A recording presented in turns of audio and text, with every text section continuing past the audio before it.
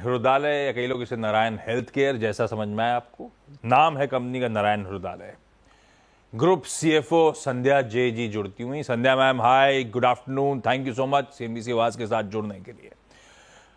Decent मिले जो performance कहूंगा इस क्वार्टर का। मैं आता हूं उस पर। आए 13.5% के आसपास, साल दर साल का उछाल। डॉक्टर साहब क्वार्टरली नंबर्स आप स्क्रीन पे रख दो।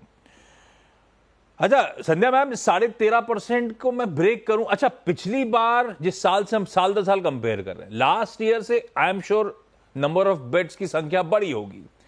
तो पिछली बार से अब तक पिछले एक साल में कितने बेड्स ऐड करे, किस तरह की ऑक्यूपेंसीज हैं, किस तरह के एवरेज रेवेन्यूज पर ऑपरेटिंग बेड कमांड कर रहे हो आप लोग? कुछ इजाफा हुआ, कुछ इंप्रूवमेंट हुआ? नमस्ते आशीष जी, मुझे यहाँ बुलाने के लिए आपका धन्यवाद। अगर आप देखेंगे ईयर ऑन ईयर ये जो 14% ग्रोथ देख रहे हैं, उसमें दो पार्ट्स में हम इस ग्रोथ को देख सकते हैं। एक तो जैसे हमने रिपोर्ट आउट किया है कि ऑलमोस्ट 50% डिक्लाइन हुआ है बांग्लादेश के वॉल्यूम में because of the political unrest which is going on in Bangladesh. तो हमारा जो डोमेस्टिक ग्रोथ है वो 18% से ऊपर है। तो वो एक कलर है इस नंबर में। दूसरा है कि हमने कोई सिग्निफिकेंट कैपेसिटी एडिशन किया नहीं है पिछले एक साल में। तो most of the growth which has come, it has come क्योंकि प्रोडक्टिविटी गेन्स एंड जो हमने काम किया है नेबरहुड में, डोमेस्टिक मार्केट में, उसका ही रिफ्लेक्शन है ये ग्रोथ।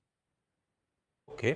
अच्छा, जब नंबर्स रिपोर्ट होते हैं तो एक डोमेस्टिक, दूसरा इंटरनेशनल। अभी इंटरनेशनल क्या है? ये इंटरनेशनल पेशेंट्स जो आते हैं या फिर आपके केमन आइलैंड्स की सब्सिडरी और टेलीमेडिसिन का नेटवर्क? इंटरनेशनल में आता क्या क्या है? इंटरनेशनल में सिर्फ इंटरनेशनल पेशेंट्स जो इंडिया में आके अपना इलाज कराते हैं, बस वो काउंट होता है। तो केमन आइलैंड्स अपने इंडिया बिजनेस में आएगा, वो कैसे आता है? वो इंटरनेशनल बिजनेस में आता है। जैसे आप हमारे नंबर्स जो हमारे इन्वेस्टर डेक में देखेंगे, इंडिया का रिपोर्ट आउट सेपरेट रहता है और केमन का नंबर हम अलग से देते हैं। तो वो कंसोल नंबर में आता है। तो और इंटरनेशनल मतलब हुआ जो मेडिकल टूरिज्म वाला आदमी जो हिंदुस्तान आ रहा है अपने हॉस्पिटल चेन्स में इलाज कराने। तो दैट एक्सप्लेन्स। आय 13.5% बढ़ी, तो डोमेस्टिक में तो 19.25% का जंप था, पर इंटरनेशनल रेवेन्यूज वर डाउन 50%। ये लार्जली फिर वो बांग्लादेश क्राइसिस के बाद वॉल्यूम्स जो गिरे, प्योरली उसका असर है मैम?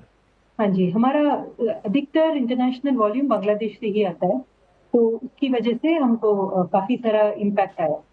हाँ। अच्छा, ये क्राइसिस हुए तो अब थोड़ा सा समय हो गया, हाँ जी। कुछ हालात सुधरे नहीं है क्या? अभी मेडिकल वीजा थोड़े ईज हो गए हैं। जैसे पिछले ओके। क्वार्टर में तो वीजा इशू ही नहीं हो रहे थे। अभी हाँ। वहां से अभी वीजा थोड़े इशू होने लग गए हैं, तो थोड़ा ग्राफ तो हम देख पा रहे हैं। बट हमने हमेशा बताया है कि हमारा फोकस डोमेस्टिक बिजनेस है, तो हम इसी पे एफर्ट ज्यादा लगा रहे हैं कि हम कैसे अपने डोमेस्टिक बिजनेस को ग्रो कर पाए, डोमेस्टिक कैपेसिटीज क्रिएट कर पाए और डोमेस्टिक थ्रूपुट इंक्रीज कर पाए। तो उसी में हमारा फोकस ज्यादा है। इंटरनेशनल बिजनेस हम थोड़ा रिकवरी देख पा रहे हैं, बट बहुत थोड़ा। अच्छा, केमन आइलैंड्स क्या अपडेट्स हैं? आप लोगों ने स्पेसिफाई कर रखा था कि in the near term return ratio squeeze होंगे जब तक केमन के एसेट्स बढ़िया तरीके से कंट्रीब्यूट करना शुरू ना करें, रिटर्न डिलीवर करना शुरू ना करें। केमन्स के हालात क्या हैं? किस तरह का इबीटा क्लॉक कर रहे हो आप लोग? इबीटा क्या अभी भी नेगेटिव है? अगर हाँ, तो ब्रेक इवन कब तक एंटिसिपेटेड, कब तक एक्सपेक्टेड है उसका? आप लोग back of the envelope calculation लेके क्या बैठे हो? तो एक तो हमारा नया हॉस्पिटल जो हम खोल रहे थे केमन में, वो पूरी तरह कमीशन हो गया है। हाँ। Q3 में नंबर्स अभी आए नहीं है क्योंकि हमारा सिर्फ ओपीडी चालू हुआ था Q3 में। एक हफ्ते 10 दिन का एपीडी का नंबर आया था। तो वो एक है। दूसरा बात, इन terms of number itself for केमन, हमने Q3 में $35 million का रेवेन्यू किया है केमन में, which is against 30 million same quarter last year. तो सिग्निफिकेंट ग्रोथ आया है रेवेन्यू में। उसका दो फैक्टर है। एक तो न्यू हॉस्पिटल में जो वॉल्यूम्स हम ट्रैक्शन देखना शुरू किए हैं, वो अभी उस नंबर में बेस्ड है। और दूसरा कि हम हमारा जो एग्जिस्टिंग हॉस्पिटल है उसमें भी काफी अच्छा पिकअप हुआ है। तो वो रेवेन्यू का स्टोरी है। एबिटा हमने अलग से दोनों, because it's like a common facility, तो हम दोनों का अलग से एबिटा रिपोर्ट नहीं कर रहे हैं। तो हम सिर्फ टोटल एबिटा रिपोर्ट कर रहे हैं बिकॉज सब कुछ शेयर है, सारे कॉस्ट शेयर है, डॉक्टर्स सेम है, एम्प्लॉइज सेम है, तो सब कुछ शेयर्ड कॉस्ट बेसिस पे चल रहा है, तो as a unit level EBITDA हम रिपोर्ट आउट नहीं कर रहे हैं। हमने ये गाइडेंस दिया था कि एटलीस्ट 6 to 8 क्वार्टर लगेंगे पूरा रिकवरी होने में नए हॉस्पिटल का। तो जो ट्रैक्शन हम अभी देख रहे हैं, हमको लग रहा है कि हम उससे काफी जल्दी रिकवरी कर पाएंगे, क्योंकि हमारा from an OPD and IP volume हम जो एंटिसिपेट किया था बिजनेस केस में, उससे काफी बेहतर हमने वॉल्यूम्स देखे हैं। 6 to 8 क्वार्टर्स, ये कब बोला था आप लोगों ने? मतलब मैं इसलिए जानना चाहता हूँ, क्या वो कड़ी पास आ गई? क्या FY26 में एक्सपेक्ट करूँ, 27 में एक्सपेक्ट करूँ? हाँ जी, हम रिकवरी 26 में ही एक्सपेक्ट कर सकते हैं, ऐसे ही हमको नंबर्स दिख रहे हैं अभी। Oh great. अच्छा, मार्जिन्स बढ़िया हैं, लेकिन साल दर साल 70 बेसिस पॉइंट्स कॉन्ट्रैक्ट हुए। ये लार्जली क्या वो इंटरनेशनल बिजनेस थोड़ा ठंडा पड़ा इसीलिए, और वो शायद क्या बेहतर मार्जिन प्रोफाइल वाला धंधा होता है? मार्जिन कॉन्ट्रैक्शन के पीछे रीजंस क्या थे मैम? एक्चुअली मार्जिन कॉन्ट्रैक्शन के 2 लेवल पे रीजन थे। एक तो अगर आप हम बेस इंडियन डोमेस्टिक बिजनेस देखेंगे, हाँ में मार्जिन एक्सपेंशन हुआ है, और हर क्वार्टर आप देख रहे हैं कि हमारा मार्जिन एक्सपेंशन हो रहा है इंडिया बिजनेस में पिछले हाँ। कई क्वार्टर्स से। तो वो एक साइड है। दूसरा, हमने केमन में बोला था कि थोड़ा मार्जिन कॉन्ट्रैक्शन होगा, क्योंकि सब कॉस्ट आ गया है नए फैसिलिटी का बॉटम लाइन में, बट उसका रेवेन्यू अभी तक आया नहीं है, तो उसकी वजह से हम थोड़ा कॉन्ट्रैक्शन देख रहे हैं केमन बिजनेस। और हाँ, क्योंकि इंडिया बिजनेस तो एक्चुअली मार्जिन एक्सपैंड हुए हैं। हाँ, इंडिया बिजनेस का मार्जिन एक्सपैंड हुआ है हमारा ईयर ऑन ईयर। हाँ। क्वार्टर ऑन क्वार्टर हमेशा Q3 हेल्थ केयर के लिए वीक क्वार्टर रहता है, क्योंकि हम लोग कम बीमार पड़ते हैं क्या? हाँ जी, हर हेल्थ केयर ऑर्गेनाइजेशन के लिए Q3 वीक रहता है, क्योंकि क्यों, ऐसा क्यों? हम लोग की बीमारी कम रहती है क्या? शायद त्योहार, काफी सारे त्योहार होते हैं तो लोग खुश रहते हैं। But एक हो होता है सकता है, हो सकता है। कि अच्छा, इसमें हाई एंड सर्जरीज का मिक्स क्या है? लास्ट मुझे याद है बातचीत हुई थी तो रोबोटिक कैपेबिलिटीज में आप लोग अक्रॉस हॉस्पिटल्स इन्वेस्ट कर रहे थे, हाँ जी, पर तब अपडेट था कि उसके लिए प्रीमियम प्राइसिंग हमने शुरू नहीं करी। हाँ जी, हाँ कर दी क्या अब? हाँ जी। उससे पहले मैं बस एक छोटा सा पिछले सवाल का लास्ट पार्ट में कमेंट डन मैम, कर प्लीज। देती हूँ। हमने जो इंटीग्रेटेड केयर बिजनेस, अब क्योंकि आप मार्जिन डाइल्यूशन पूछ रहे थे, थोड़ा डाइल्यूशन वहां से आ रहा है, आप देख रहे हैं उसमें 12 से 14 करोड़ तक हम कैश बर्न देख रहे हैं हर क्वार्टर, क्योंकि वो हमारा नया बिजनेस है, तो जो क्लिनिक्स और इंश्योरेंस में इन्वेस्ट किया है, उसकी वजह से आपको ओवरऑल नंबर्स में थोड़ा डाइल्यूशन आ रहा है। अभी आपका ओके। दूसरा सवाल जो आपने पूछा था कि इसका जो मिक्स है, तो रोबोटिक्स हमने अब वो हमारा फोकस एरिया है, और हम उसका अभी प्रीमियम प्राइसिंग नहीं कर रहे हैं। अभी ब्रॉडली उसका प्राइसिंग सिमिलर ही रहता है।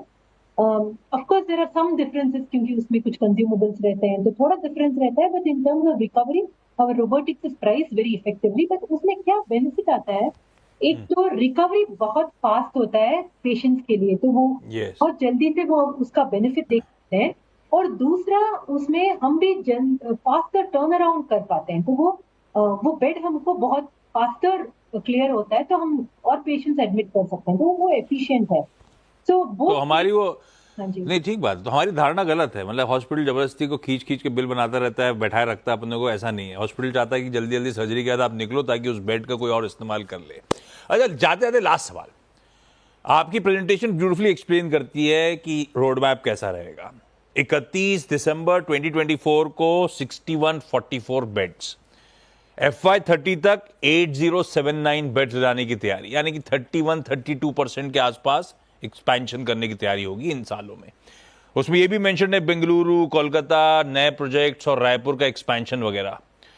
अब ये सब जो कमिश्निंग डेट्स हैं वो तो FY28-29 के आसपास हैं, तो ये बीच में क्या लैग पीरियड रहेगा, ग्रोथ नदारत रहेगी, ऐसा है क्या? और अब 9 महीने के नंबर्स मैम सामने आ गए, तो एक्चुअली FY25, FY26 के प्रोजेक्शंस क्या कहते हैं ग्रोथ के? हाँ जी। तो without giving any forward looking guidance, आप ब्रॉडली जैसे आप राइटली कॉल आउट कर रहे हैं, एक ऑर्गेनिक ग्रोथ स्ट्रीम है, एक इनऑर्गेनिक ग्रोथ स्ट्रीम है। क्योंकि हमारा बहुत सारा इन्वेस्टमेंट अभी शुरू हुआ है, तो वो big chunk of inorganic growth stream आप FY28 के आसपास देखेंगे। बट जैसे आपने देखा है कि पिछले 4-5 साल में हमने कोई बेड ऐड नहीं किया है। एक 50-100 इधर उधर आप देख सकते हैं, बट कोई बड़ा कैपेसिटी हमने कमीशन नहीं किया है। पर हर ईयर हमने काफी हेल्दी ग्रोथ डिलीवर किया है। उसका एक रीजन तो ये है कि हम बहुत थ्रूपुट पे फोकस करते हैं, therefore we are able to churn the capacity around and deliver growth. Second, हमने payer mix पे भी फोकस किया है, तो उसकी वजह से हम हायर रियलाइजेशन पेयर्स ला पा रहे हैं, तो उसकी वजह से भी हम ग्रोथ दे पा रहे हैं। तो ये ट्रेंड हम एक्सपेक्ट कर रहे हैं कि कंटिन्यू होगा, तो उसकी वजह से जो ऑर्गेनिक ग्रोथ ट्रेजेक्ट्री आप देख रहे हैं, हमारा तो ये एक्सपेक्टेशन या फिर उम्मीद है कि हम ऑर्गेनिक ग्रोथ ट्रेजेक्ट्री कंटिन्यू कर पाए। Inorganic Perfect. big chunk will come around FY 28-29 projects we have now identified.